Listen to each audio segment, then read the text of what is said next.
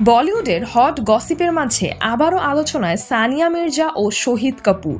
৮ বছর আগের একটি সাক্ষাৎকারে শহীদের সঙ্গে প্রেমের গুঞ্জন নিয়ে কি বলেছিলেন সানিয়া? আজও কেন নেটিজেনদের মাথা গরম করছে এই জুটি? সানিয়া মির্জা কি সত্যি প্রেম করেছিলেন শহীদ কাপুরের সঙ্গে? 2016 সালের কফি উইথ করণ শোয়ে সানিয়া যেসব মেসেজ দিয়েছিলেন সেগুলোই এখন ফের ভাইরাল। কিন্তু কেন? কারণ সানিয়ার উত্তর শুনলে আপনিও হাসবেন আর ভাববেন এটা আসলে কি মানে। করণ জোহরের র্যাপিড ফায়ারে জবাব দিতে গিয়ে সানিয়া বলেছিলেন, হুকআপের জন্য রণবীর সিং, বিয়ের জন্য রণবীর কাপুর আর খুনের জন্য শহীদ কাপুর। এই মজার জবাবের নেপথ্যে লুকিয়ে আছে কি কোনো সত্য গল্প, নাকি শুধুই শুটিং এর মজা?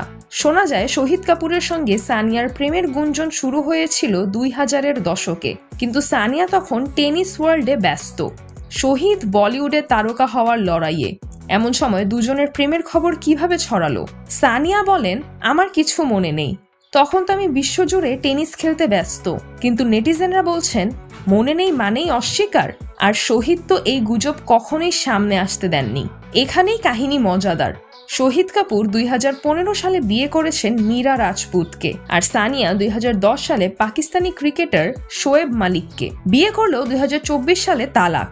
নেটিজেনদের প্রশ্ন, সানিয়া শহীদের গুঞ্জন কি তাদের দাম্পত্য বিচ্ছেদের কোনো কারণ?